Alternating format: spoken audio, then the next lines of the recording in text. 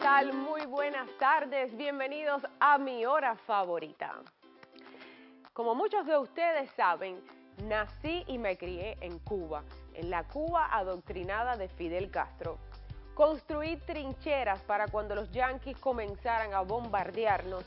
Tomé por obligación una asignatura llamada Preparación Militar, donde practicábamos con fusiles de atrezo, y declamé odas al Che Guevara en la escuela primaria y otras poesías que hablaban de guerra y destrucción para entender que teníamos que ser vigilantes de nuestra soberanía. Los yanquis nunca invadieron y la historia demostró que nunca tuvieron ni siquiera la intención de hacerlo, pero el miedo siempre estaba presente. Hoy, esos mismos que nos aterrorizaban y mentían apoyan abiertamente una verdadera invasión. Defendiendo a Vladimir Putin, Cuba demuestra una vez más que es la farsa más grande de Latinoamérica y un peligro internacional. El mundo entero está viendo las imágenes del horror en Ucrania y mientras prácticamente toda la comunidad internacional cierra filas contra el despiadado y ambicioso dictador ruso con aires de conquistador de imperio, el régimen de mi país lo defiende.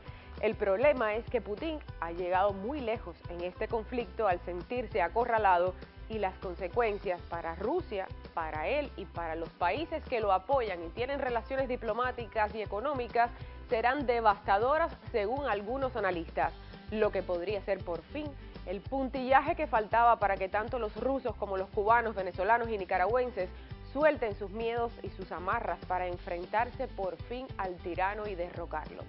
Analizaremos con más precisión estos puntos y otros de la invasión en solo minutos con mis invitados de hoy.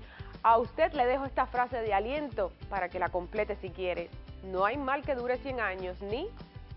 Ya comienza mi hora favorita.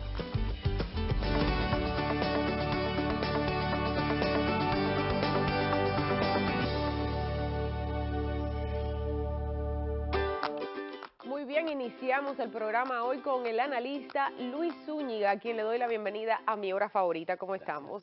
Gracias. Él es uno de mis analistas favoritos, pero como todo el mundo lo quiere, en todos los programas me cuesta trabajo traerlo, pero aquí está. Vamos a hablar de todo esto. ¿Ha llegado muy lejos Putin? ¿Quién tiene que preocuparse más, él o nosotros? Qué buena pregunta. Ha llegado suficientemente lejos y ha levantado una ampolla que no sé hasta dónde va a llegar. Realmente estamos en presencia del establecimiento de un nuevo orden político y geopolítico del mundo. En realidad, lo que está haciendo Vladimir Putin hoy, y lo va a seguir haciendo en los próximos días, de ser la proyección, es: no tengo respeto ni por fronteras, ni por soberanías, ni por leyes internacionales, ni por acuerdos internacionales. Cuando tú dices entonces que se va a plantear ahora un nuevo orden político, ¿quieres decir que esto sentaría un precedente para otros países con el poder que tiene Rusia, como China, por ejemplo? Indiscutiblemente, no solo que lo está sentando el precedente, sino hasta dónde va a llevar la Constitución o las reglas para el nuevo orden. ¿Cuáles van a ser los límites? Porque ya, evidentemente, la intención de Putin es: todos los países que están a mi alrededor caen en mi esfera de influencia y no pueden constituir ningún tipo de amenaza a lo que yo considere que es mi seguridad. Eso deja en riesgo a todos los países que están a su alrededor, muchos de ellos países democráticos, países libres. Ahora, porque él dice, bueno, Ucrania era la amenaza, por lo tanto la voy a tomar, pero cuando se tome Ucrania, entonces, ¿qué va a pasar con Polonia? Porque la nueva frontera ahora va a ser Polonia, va a ser Hungría, va a ser Eslovaquia.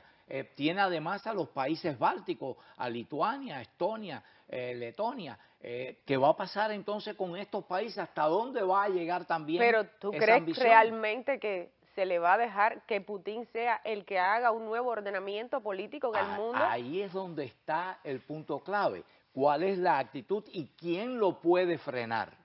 porque la experiencia histórica está ahí. Recordemos la última guerra, la Segunda Guerra Mundial. ¿Qué pasó con Hitler? Bueno, pues se tomó primero Austria, después siguió y tomó Checoslovaquia. ¿Y qué pasó? Bueno, pues que empezaron las concesiones, las humillaciones para evitar la guerra. ¿Y qué sucedió? Que al final se tuvieron que tragar las humillaciones y tuvieron que ir a la guerra. Entonces, esa es la experiencia histórica ante este tipo de personajes, porque fíjate que históricamente los conflictos del mundo lo han creado los individuos megalómanos, este tipo de personajes que busca la grandeza, el imperio, que lo que busca es el dominio, la extensión, el poder. Sí, pero a diferencia de Hitler, no tiene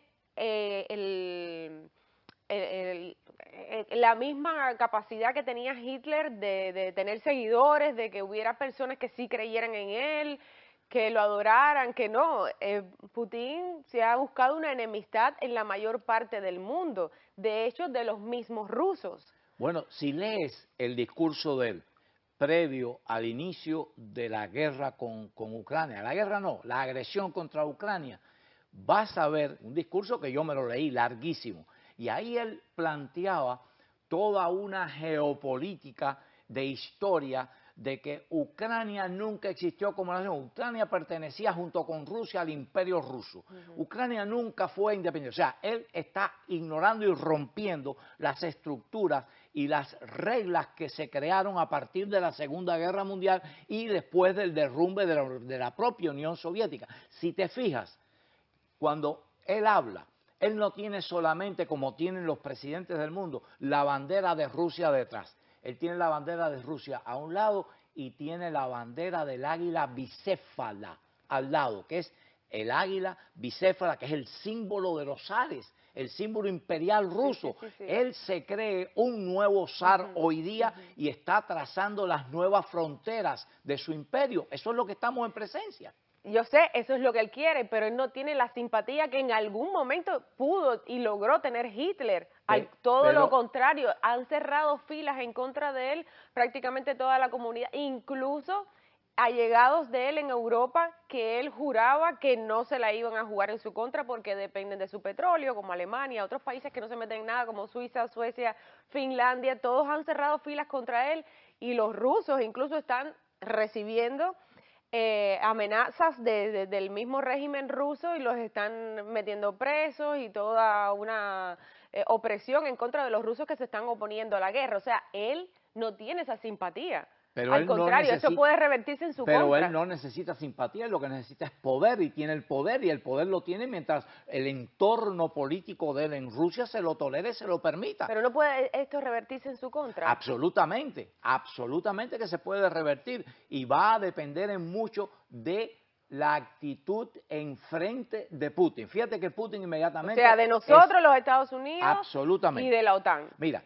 que hasta ahora... Hay muchos analistas que te están diciendo, Estados Unidos no puede ser el policía del mundo. Oye, no es ser el policía del mundo, es ser el estabilizador de la paz, porque si tú no ejerces una autoridad, pues la autoridad va a las manos de otros, y cuando los otros sean los que tengan la autoridad, imponen su autoridad, imponen sus objetivos, como lo estamos viendo con Putin y como lo podemos ver mañana con Xi Jinping de China. Cuidado que tenemos un autoritario, un totalitario, que sabemos que sus intenciones son hegemónicas. Es tragarse el mundo, imponer un nuevo orden de opresión y de abuso. Lo hacen dentro de sus propios países. Entonces, ¿qué tú puedes esperar que va a hacer en el resto de los países del mundo? Y a eso hay que ponerle freno. Y hay que ponerle freno al costo que sea. Y eso hay que entenderlo porque, te repito, cuando te humillas para evitar la guerra, terminas humillado y al final tienes que ir a la guerra. Y entonces es preferible enfrentarlo ahora que tenerlo que enfrentar después, cuando ha tomado más poder, cuando ha tomado más recursos. Desafortunadamente son decisiones trágicas que traen muertos, que traen dolor, que traen consecuencias económicas, pero hay que enfrentarlas. Y ese es el desafío que tiene en este momento Estados Unidos. O asume esa responsabilidad, o pierde la hegemonía mundial. Y si pierde la hegemonía, ya sabes quiénes son los que van a gobernar el mundo. Piensa en cómo viven los rusos bajo Putin y piensa cómo viven los chinos bajo Xi Jinping. Eso es lo que espera al mundo. Eso es lo que esperaba el mundo bajo un Hitler o bajo cualquiera de los imperios que han existido en el mundo. La opresión, el abuso, el maltrato, la explotación económica. Esos han sido los imperios del mundo, desafortunadamente. Y por eso este es un momento crucial en la historia del mundo. Estamos en un momento crucial. Se le va a permitir a Putin que imponga sus reglas y que cree un nuevo orden de mis fronteras las trazo yo, porque si se lo toleras a él, detrás va a venir Xi Jinping a hacer lo mismo.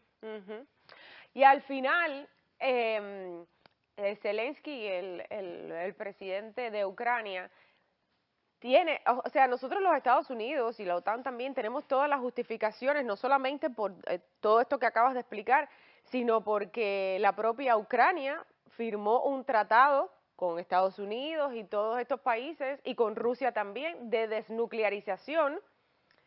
Se quitó todas sus armas nucleares en un momento dado y dijo, yo lo que quiero es que respeten mi soberanía y seguridad. Exactamente. Y lo han dejado solo, él lo dijo. Ahí es donde está el quebrantamiento del orden que existía. Al no cumplirse los acuerdos, al no cumplirse las regulaciones y las leyes internacionales, ¿qué está pasando? Los crímenes que está cometiendo. Sí, la Corte Penal dice, vamos a investigar, pero habrá, si él pierde, sí va a ir a enfrentarse a la Corte Penal, pero si gana, la Corte Penal va a borrar y va a guardar eso y no va a existir, porque los triunfadores no van a los tribunales, son los perdedores los que van. Entonces, por eso te decía al principio que estamos frente a un nuevo escenario de nuevo orden internacional. Y el orden va a estar determinado por la tolerancia que se tenga a lo que quiere hacer Putin. Hizo la amenaza de las armas nucleares. Si el mundo está contra Rusia, Rusia está contra el mundo. Y lo que estaba diciendo, me da lo mismo usar armas nucleares que no. ¿Y sabes lo que tiene que ser la respuesta en ese momento? Bueno, pues nosotros también estamos dispuestos a usarla y en cuanto hagas el menor movimiento de que la vas a usar, te vamos a destruir. Y desafortunadamente así tiene que ser la realidad del mundo, porque al fuerte, al poderoso, sobre todo al que viene con la maldad, tienes que enfrentarlo o resignarte a que te aplaste y te ponga la bota en la cabeza. Definitivamente. La gente está muy preocupada con esto con esta amenaza al nuclear, si él realmente sería capaz, porque muchos países utilizan esto como, ¿sabes? Exacto, como amenaza, como para su seguridad, sí, de alguna manera, pero como no sabemos, antes de la invasión a Ucrania, la mayoría de los expertos y analistas que yo escuchaban decían que él no iba a invadir Ucrania, y lo hizo. Entonces, ¿y ahora? Entonces, ¿dónde está la alternativa?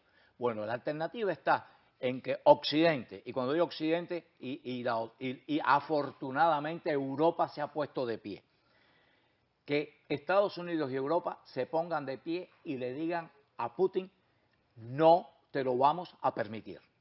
Pero cualquiera que tire una bomba nuclear, todo el mundo está en peligro. Pero da igual. El mensaje no es solamente a Putin, es al entorno de Putin. Es al entorno de él. Si vas a usar y estás amenazando de armas nucleares, nosotros también las vamos a usar. Y que sepa tu entorno político. Ahora, el mensaje no es a Putin, es al entorno político de él. Sepan que los vamos a destruir. Los vamos a destruir, se van a quedar sin país. Claro, pero tenemos que estar dispuestos a lanzar la bomba de verdad. Absolutamente. Pero mira, hay una experiencia. Y esto es importante, por eso la experiencia tiene tanto valor en la historia. Los soviéticos hacían creer al mundo entero de que había una paridad nuclear, de que había una paridad militar. Y se lo hacían creer a todo el mundo. Y entonces había un temor y por eso fue el expansionismo. Estoy hablando de la década de los 70, los 60, los 70 y hasta los 80. Había una expansión, llegaron a tener más de la tercera parte del mundo bajo su control. Toda Europa del Este, montones de países de África, Cuba en América Latina, países de Asia, de Europa, tenían un control y una expansión política tremenda porque había temor. Y cuando se derrumbó la Unión Soviética, que desclasificaron los documentos del Kremlin, yo tuve la oportunidad, yo estaba en Naciones Unidas en esa época, y tuve la oportunidad de hablar con altos exfuncionarios soviéticos, altos funcionarios, y les preguntaba, y me dijeron, todo lo que hacía el buró político era bluff. Hablar y pretender que teníamos una superioridad que nosotros sabíamos que no teníamos. Sí, pero en el caso de las armas nucleares, Rusia sí es un país, si no es el más, bueno, es el que más armas nucleares tiene, junto con Estados Unidos dentro de la OTAN.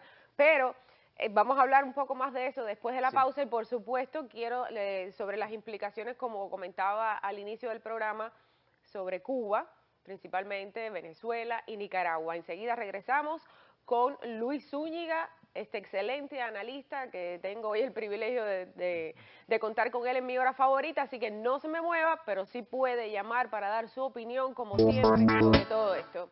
305-396-1454, espero sus llamadas y sobre lo que piensa de todo lo que hemos hablado aquí con Zúñiga, pero ya regresamos.